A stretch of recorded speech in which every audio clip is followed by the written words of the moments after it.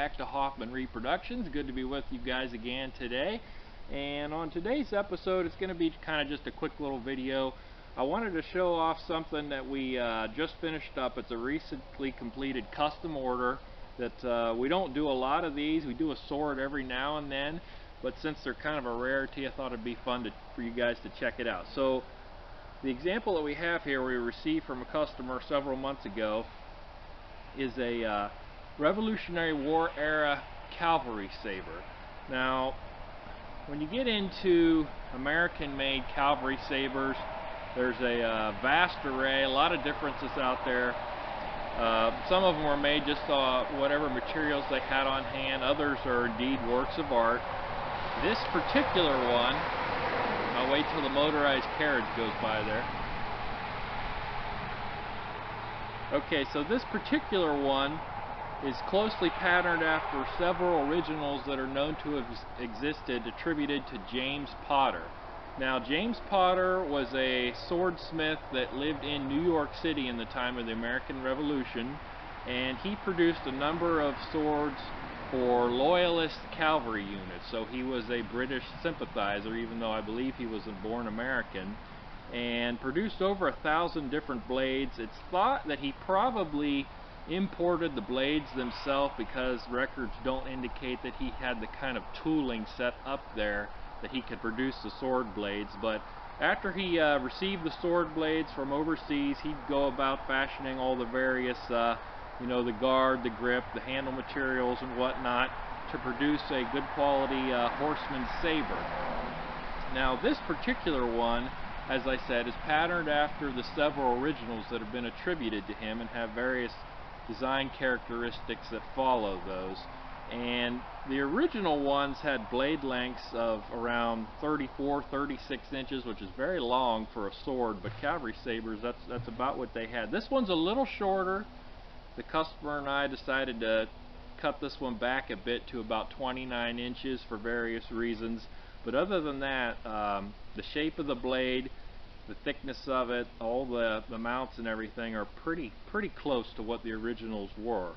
And the Potter blades have a fairly narrow, in other words, the width this way. Some have described it as similar to a scimitar type blade, in other words, very narrow, curving upward as cavalry blades oftentimes do. And then you can't really see it in this light, but it has a false edge starting here and going forward. Has a forged iron grip, or hilt.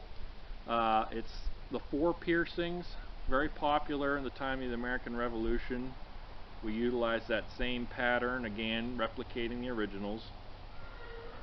The handle is actually wood overlaid with leather that has a spiraling pattern filed into it, then the leather overlaid, and then twisted brass wire laying in the grooves.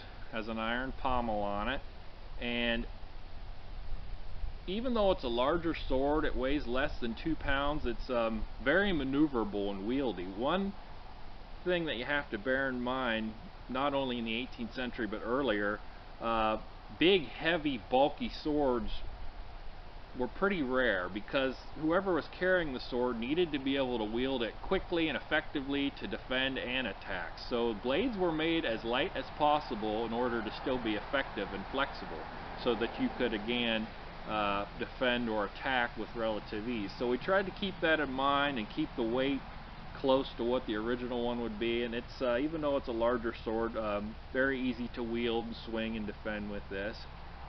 The customer also, get it back in the scabbard here, requested that we make the matched leather accoutrements to go with it. So we fashioned the scabbard out of oak tan cowhide, made the mounts, both the internal metal throat and the tip or drag as it's called, out of sheet iron, all hand sewn, period correct threads, leather, dye, the whole 9 yards. The shoulder carriage is cut off of an original pattern, carries styling from originals that we know existed, and is cut in the style of what cavalry troopers typically carried.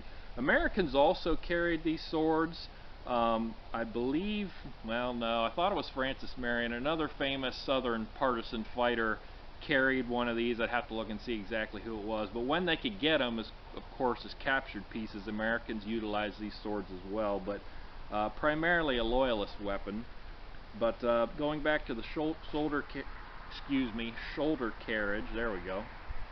We've also equipped this with a frog shoulder strap, and this is the hand-forged and filed buckle to round the whole set off. Okay, so it just occurred to me, you may not have gotten that good of a shot from it far away, so I thought I'd do a little bit of close-up here. Obviously we're starting with the tip or drag, antiqued sheet metal, a little bit of file work on it. Going up the scabbard, we've got the frog here. We've got the overlaid handle and the hilt that we talked about. Iron pommel on the back for counterbalance. We've got the hand forged and filed buckle. It's antique too. Let me go ahead and get the, somebody's backing one of those motorized carriages I keep hearing about up the road there. Get it out of the scabbard here.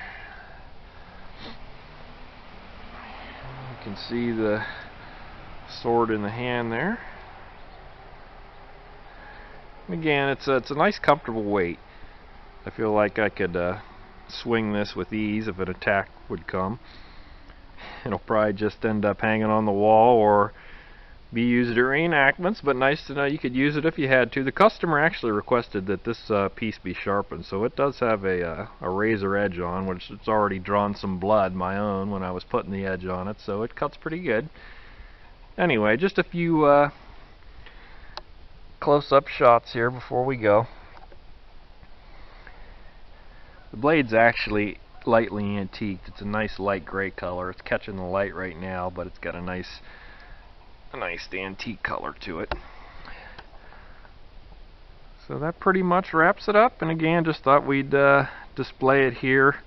Kind of neat to see, something you don't see every day being made right now. So anywho, once again everybody, thank you for tuning in with us. We really appreciate it, and until next time, take care.